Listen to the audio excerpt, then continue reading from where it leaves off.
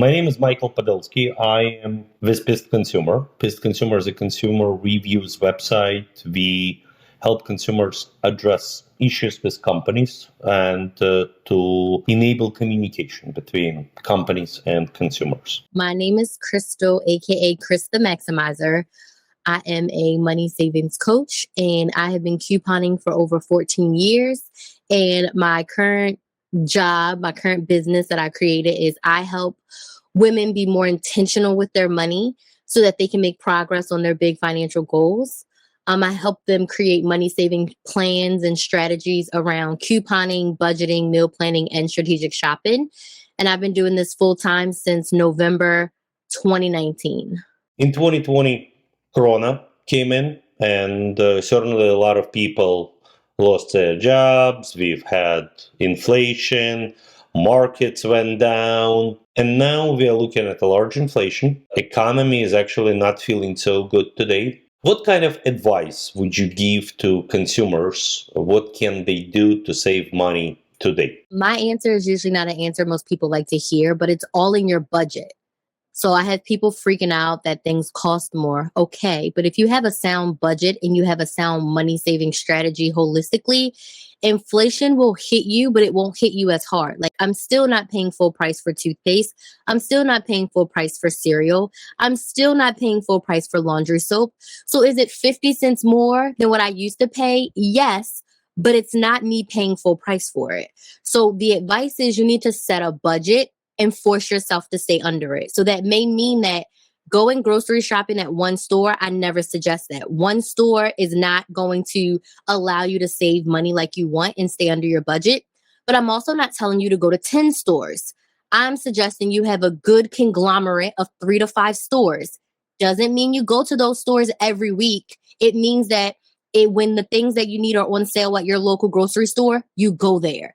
When the things that you need are on sale at Sam's Club or BJ's, then you go there. So maybe within that month, you've gone to 6 stores, but you're not going to 6 stores every week. So you have to have a sound budget and you have to have a strategy for shopping. How time consuming is this strategy to save money? How many hours a mom or a dad that does the shopping for the family would need in a period of months to be able to keep the strategy going? I would say if you're shopping weekly, 1 to 2 hours max per week is what you need. And that includes you meal planning. So deciding what your family is going to eat, deciding what store you're going to shop at should only take you 1 to 2 hours per week. And then you go and shop. Where should one start? If someone is feeling that they need to start saving money, couponing is probably a good option. Where should the person start to do that? You should start by looking in your past 3 months of shopping history.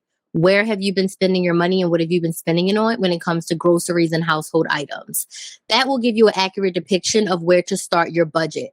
Because if you and your family have been spending $700 per month, setting a $300 budget is probably going to be unrealistic for you. And then vice versa, right? You set a budget of $700 and you've only been averaging $350 a month.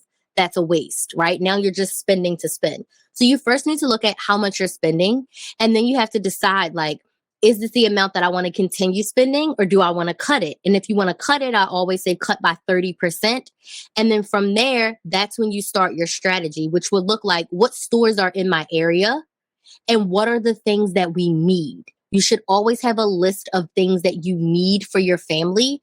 So that way, when you are looking at the stores, when you're looking at the ads, you can clearly see like, okay, we are getting low on paper towels and trash bags. That should be at the top of our list. Or our spices cabinet needs to be refilled. You should always have a list of what you need and then buy those things. Any good apps for smartphones that you would recommend that would help with budgeting and shopping lists? For budgeting, I honestly do not use any apps for budgeting. I use good old pen and paper for budgeting, but it also depends on the type of budgeter that you are. There are apps like Every Dollar and You Need a Budget. Those are apps that you can use if you're a digital person.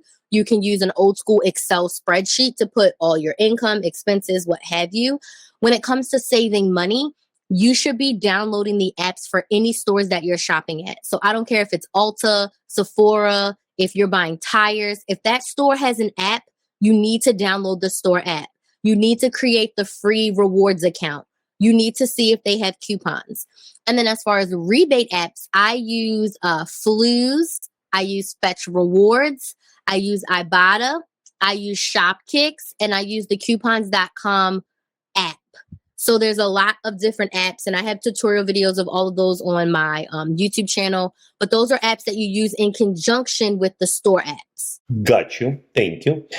Tell me a little bit about your YouTube channel. What goals are you pursuing in running your YouTube channel? Well, if I'm being honest with you, right now I use my YouTube channel as my long form content. So I have a lot of tutorial videos on there. I have a lot of shopping strategy videos over there. So I use it as a reference. It's like my library, my bank of content where I refer people to.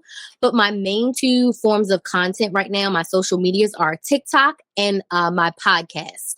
So I have a podcast called Couponing with Krys The Maximizer, and I share weekly tips. As the person embarks on budgeting, does budgeting require you to switch brands? No, you can have brand loyalties, but you just have to have them within your budget. So like my husband, he only likes Dial body wash and he only likes Degree deodorant.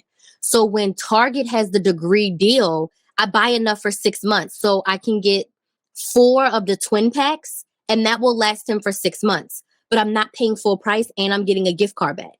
So I do that deal twice a year for him. And if there's any like at Walgreens or CVS, I'll also grab them for the shelf. But I'll do that 4-pack twin pack. So that's 8 containers. That'll last them for 6 months. Do that twice a year. So it's okay to have brand loyalties. You just have to find a way of how can I get the things that I'm brand loyal to without paying full price? So when there's a deal at a store, when there's a coupon, when there's a promotion, if you earn a gift card from a rebate app, use that gift card to buy your brand loyal items that you may not have coupons for. What's your recommendation about to avoid impulse shopping, to avoid buying things that you don't need? So first, you have to always shop with a list. It has to be on the list, and you have to know how much the things are going to cost you, and you have to set your budget. So I encourage my clients, if you are new to budgeting, you're new to trying to not overspend, you need to take that money out in cash, or you need to put it on like a prepaid debit card or something that's going to decline if you go over. So if your grocery budget for the week is $100, I say give yourself 20% for cushion. So bring $120 to the grocery store. You have your list. Maybe your list of items costs $105 plus tax. If you get anything else that's not on that list, you have to either steal or put something back. Most of us are not going to jail for stealing groceries, so you're going to put stuff back. So you have to be very rigid with yourself in the beginning and train your mind to like, these are the things that we need. I came to the store to get this. If it's something that I desperately need, I'm going to have to make another trip back because I don't have the cash right now to afford it. Are there any gas is extremely expensive? Are there any strategies to save money on gas? Well, if you have any gas rewards credit cards that give you cash back on gas, you can use those. If you have any memberships like BJ's and even like the Walmart membership, Sam's Club, they offer you discounted gas. There's programs like Shell Rewards where when you sign up with Shell Rewards, they give you certain amount of cents off of your gas. There's a rebate app called Upside that you can use, and they will give you cash back on your gas. You can also purchase gift cards for gas at a discounted rate in the app Flues. You'll earn cash back, and then you can use that gift card to buy your gas. So again, it's all about the strategy of how can I use the money that I have and stretch it further.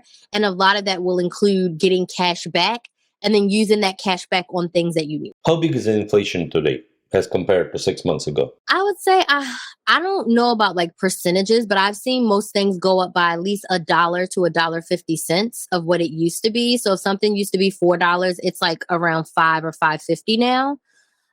It just depends on the item. Some things have stayed the same and some things have gone up. But I don't try to stress over like, oh my gosh, this is so much higher. I stress over like, okay, how can I be strategic about getting what I need? How can I be strategic about maximizing my dollars? What gift cards do I have? What coupons are available? When does this item go on sale and I have a coupon so that I can get the lowest price possible? Prices went up. You come to the store, you're expecting to pay $4, but now it's $5.50. How do you know that $5.50 is now the lowest price? So for most of my shopping, I know how much things cost before I go to the store because I'm looking online. I'm never just walking into a store and not knowing what I'm going to buy, if that makes sense. So you have to be informed. That's why that 1 to 2 hours per week of preparation is essential. So even if I have to walk my grocery store and take pictures of the sections of the things that I like to buy for my family, I will do that, take pictures, and then come home and decide like the meats are this price, and this is this price, and this is this price. Then you put that together on your list. There's really no surprises for me because I'm spending that 1 to 2 hours looking online and I'm comparing Walmart to Target and Publix and I'm comparing the dollar store. I'm doing that at home in my 1 to 2 hours. So that's how I'm able to tell you that Scott's toilet paper is the cheapest at Walgreens when they have their promotion and we have a manufacturer coupon, right? Because I've done the research. I know how much it is per roll. I have a list at my house of how much it is per roll at BJ's versus Walmart versus Walgreens. Walgreens is still the cheapest. Even with a little bit of inflation, that toilet paper is still the same price. So you have to do the work at home. The hard work of saving money starts at home. Getting to the store is the easy part. You should know the prices. You should know your budget before you go into the store. Does couponing work with online shopping? Amazon has coupons. Amazon has deals. You know, if you subscribe, you can save this. There's a section in your Amazon account that says Amazon coupons. So yes, you can save, but online couponing is not the same as traditional. I have a paper coupon or a digital coupon to use at CVS. It's not the same. It's more about like a discount code, free shipping, or cash back. It's not straight up couponing. Explain the difference. When you go into a store, if you're getting this lip gloss, you may have a coupon from the inserts, or you may have printed a coupon that will give you $3 off of this. If the coupon's on paper, it won't work online. Amazon doesn't take manufacturer coupons. You can only use coupons from Amazon on Amazon, if that makes sense. Whereas I can buy Revlon at Ulta, I can buy it at Walmart, I can buy it at Target. If I have that manufacturer coupon, it works at those stores. Whereas online, you're at the mercy of like, Amazon's doing 10% off this item today, buy it now. Or they're having Amazon Prime Day and they're slashing their prices by 30%. So online couponing, online saving money is possible, but it's not in the same mindset of going into a store, handing over a coupon, or using your store app to get those digital coupons. Guys, I remind you that I'm talking to Crystal Sharp, Krys The Maximizer, who is a specialist in couponing and budgeting, how to balance family budget. Please subscribe to our channel. Please like this video. Also, please visit Krys The Maximizer's TikTok and YouTube channel. Like and subscribe to her channel as well. Very often stores put on sale in groceries food that is about to expire, so it could be dangerous depending how long it stays at home. Are there any advices on that? I am the person who buys the meat that's 24 to 48 hours away from expiration and I freeze it. So I say buy at your own risk, but I wouldn't buy produce or anything, but meats definitely, because I know within 48 hours of you taking it home, as long as you put it in the freezer, it'll be okay. But if you let it sit in your fridge for 5 days, then it's not. But personally, for me, I will buy it and I will freeze it. What is a good grocery store memberships? Not pharmacies, but grocery store memberships. What are grocery stores that you go to? I would say there's not really grocery store memberships. They have rewards programs, but I don't know if any grocery stores where you have to pay to be a part of their club or what have you. But I do most of my grocery shopping at Walmart, BJ's, Publix, and sometimes at Target, but Walmart is the lowest threshold for me. I compare all my prices to Walmart. I don't really go to chains except for Publix. When I am in Maryland, we go to Giant, sometimes Safeway, sometimes Food Lion, but there isn't one status quo. The best grocery store for you to go to is the one that's going to give you and your family the lowest price possible. Because if you're in Nebraska and I'm in Utah and someone's in California, that's going to look different. So when it comes to the strategy, you've got to do the math and say, all right, this lip gloss is $10 at CVS, it's $7 at Walmart, it's $8 at Target, and it's $9 at Ulta. I'm going to get it from Walmart. Or I'm going to get it from CVS when I have a $5 coupon and it makes it $5.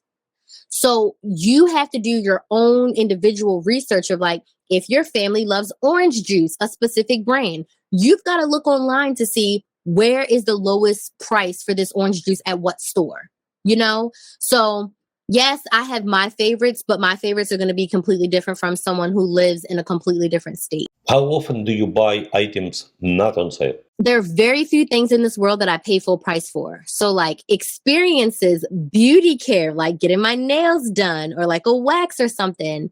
But even still, I try to find some sort of like promotion or discount. But very rarely do I buy something at full price. Very rarely. We are finalizing this conversation. Is there anything you would like to add for our crowd, for people that visit our channel, read our website? Always buy what you need. So have a list of the things that you need and set your budget before you leave the house. I don't care if you're buying food, clothes, a car.